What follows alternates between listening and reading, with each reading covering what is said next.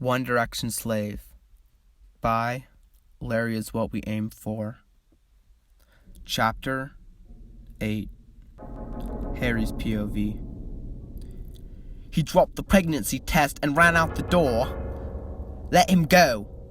He needs some time to digest what he just found out, I say. Everyone, just go to your rooms. Since when did you become the boss? Liam says. I said go, mate. Unless you want a bloke on your laddie head, I shout. I watch as they all scramble from dinner and go to their rooms, except for Louis, who sits in his seat obviously shocked from what's happened. Are you okay, Bubba? I ask. He shakes his head no, and I hold him in my arms. Everything is going to be alright, Louis, my mate. I'm going to talk to everyone about him separately. Just wait till in my room, or your room for me. I'll come get you when you get home at the flat. I say. Oh, okay, Hazza. He says. I kiss him lightly on the forehead and watch him walk to his room subtly. He's so sensitive sometimes. He's a grown man, and I think it's adorable how fast he can go from grown lassie to a child. First I go to Alice's room to talk to her since she was been the most calm. I knock on the bedroom door. It's just me, Alice. I don't need to talk to you, I say. I walk in to find her crying on her bedroom flat. I go next to her to put her arm back softly. It's okay to cry, lassie. I know you thought you going doing this just right thing.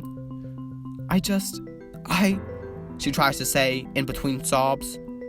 You don't have to say anything. We're going to get to a small flat house meeting after I saw Liam Zane, and then you need to say sorry to Zane.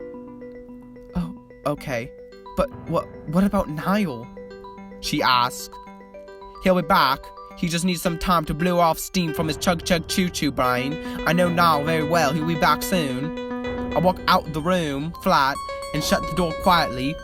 Well, that went well, but I'm not sure it's going to go well with the others. I walk to Liam's flat and knock. I enter the door, faint come in. Hey lad, how you holding up? I ask. Well, let's see. I made Niall run away. Zane punched me for kissing Niall. I run away. I made Zane angry at me again. And I keep a huge secret from all you lads. So, not too great, Harry. Liam said. The band's really broken up right now, isn't it? I say. Yeah, it is. I'm supposed to be the daddy direction, the one holding us together, but I'm making us fall apart. Liam says. It's okay, lassie. Liam. We're all going to work this out, I promise. I say. I'm going to put it back together, a bad massive meeting, and talk to Zane. You need to forget about him punching you. Don't bring it up again. You know how Zane gets when he's angry, that little lassie bloke. Yeah, you're right. But what about Niall? Liam asked. Zane and Niall eventually need to work out the problems kinks and well. I say. Okay. Thanks for the talk, mate, he says. Anytime, lassie, I say. I walk out of the room without another word. I left him on good note, and so I now go to Zane, who at the moment is a loose cannon. I would knock on his bed flat door. That better not be you, Liam, or I swear I'll... Zane starts. Calm down, mate, it's me, I say. Oh, Harry, what do you want? He says. Just let me come in so I can talk to you about the whole situation, I say. I'm not going to stand out here at his door and argue about you coming in. It's just ridiculous. He opens the door and lets me in, that little bloke. Now you're here. What do you want? He demands. You, Liam, need to work things out, you little blakes. The band is a mess and I'm calling a blind meeting tomorrow. Now's a god only knows where, and I begin. Harry, slow down. I can't even understand you. Are you okay? He asks. It's really stressful getting it all to calm the fuck down. I'm starting to worry about Niall. He's been gone for about an hour and it's getting dark. That little lass might be anywhere, I say. I know, Harry. He's my boyfriend. I'm worried more than anyone, he says. And I think I see him fighting back tears. The prideful boy crying to the boy in the boy group. I can't imagine. We need to work this out. This is a big mess, he says. Let's get the band meeting started so we can get over with, I say. Okay, let's go get Liam, he says. We walk out the door in the hallway to find Louis laying on the wall by Liam's open door. I run over to see Monsieur Milk. Louis, what's the matter? Where's Liam? I say. All he does is sob until I find strength to hand me the note. It's from Liam. Chapter 9. Louis' POV. I couldn't bear to read the note. Harry had to read it himself. How can another person be gone? Here's what the note said. Dear lads, don't worry about me. I'm fine. I need some time to think to myself. I need to find Niall. I had to make sure my best mate was okay. Neither of us back by morning. Call 911. I didn't take the BMW because I don't want to be noticed by our fans. I'm taking a taxi cab. Don't come looking for me or Niall. I'm sorry, Zane. Don't be mad at me. I want to make it up to you by finding him, so we can all fix this. Since you're sure you guys have gotten this, I'm missing you guys already. Be back soon. Love you guys. Liam. Harry dropped the note and yelled down to me next. That can't be happening, mate, he says. I don't know what to say. I can't stand to watch everyone be like this. Are you angry, my man, late Zane? Harry asks. No. Liam stood up and took responsibility of the situation. I can't look at this like he's trying to steal my boyfriend. That's not how this band is supposed to work. I trust him, and I trust Niall. Zane says. You can't leave, Zane. You can't leave. I can't tell you how much you leave, you little bloke. Tell me you won't leave. Just stay on the flat. You need to hear it. Harry says.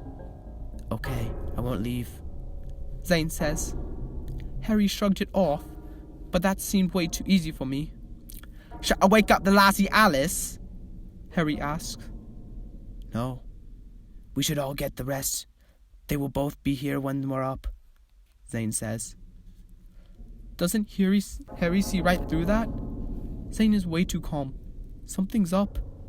I find myself drifting on the floor. Eventually I calm down. Peaceful sleep.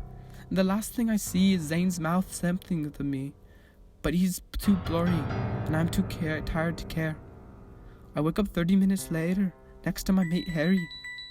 Hey, sleepyhead, he says. Hey, oh no, Zane, I say, and jump out of bed. Shh, or you'll wake him up, Harry says. He mouthed something to me right before we fell asleep. I couldn't tell what he was trying to say, I say. We walk over to Zane's rooms, and we are both shocked to be what we see. Chapter 10. Breathe into me. Zane's POV. I left. I told Harry I wouldn't leave, but that's what I did. I'm in the BMW going to find my baby, my Niall. I need him in my arms where he's safe. I'm going down 114, so we call safe roads, which are roads that have the least amount of paparazzi. They were both smart. They went this way. It's about 1 a.m., and all I see outside is darkness. I need a cigarette. I grab the pack next to me, and my lighter, and I roll down my window to smoke. I'm worried for Niall. It's dangerous in California at night in the city. He's been gone several hours, and he could be in the bad part of town, the Compton part of town, of LA. I throw my cigarette out the window and roll back up. He probably has his phone on with him. I should text him and tell him I love him. I haven't told him that yet, and it's lame for me to say that. I start to type, I love you, Niall. Suddenly, I hear a loud horn honking at me. I look to see a huge truck coming right at me. I try to swerve out of the way, but I'm too late. Is this the end? Everything fades to black. Chapter 11. Niall's POV. I'm walking around in the alley in an old neighborhood. I took the safe roads to get here because I don't know without to be caught around.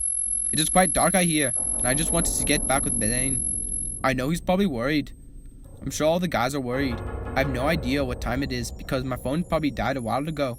I sit down next to an old dumpster and lay my head in my lap. How did everything get so messed up? I try to hold back the tears, but they start falling down my face. I'm glad no one is here out to see me. Suddenly, I hear something, and I think it's the garbage. Probably a rat or something looking for food. Wow, I really hit rock bottom. I get up to leave when I'm tracked by the ground. Rough hands covered. I try to break free. I can't. Where do you think you're going, young man? A voice says. It's a man's voice, an older man. He smells of alcohol and shame. I try to scream and bite his hand, but it only makes his grip on me tighten. I can see him undoing his belt, and I try to move my leg back and kick him in the groin, but I miss and hit his knee. Let's see if you're a little faggot. Come here, pretty boy. I just want to play a little. Don't struggle, he says. Then I think that this is it. This is the end. I turn around and catch a glimpse of his face. I know this man. He must not recognize me. What he's doing in California so far from home. Trying to rape celebrities, I guess. I need to break free, but I can't. I'm weak. He takes his hand off me for a second and I scream, Zane, please save me. Please help, Zane. I'm sorry. He puts his hand over my mouth and beats me with the other hand.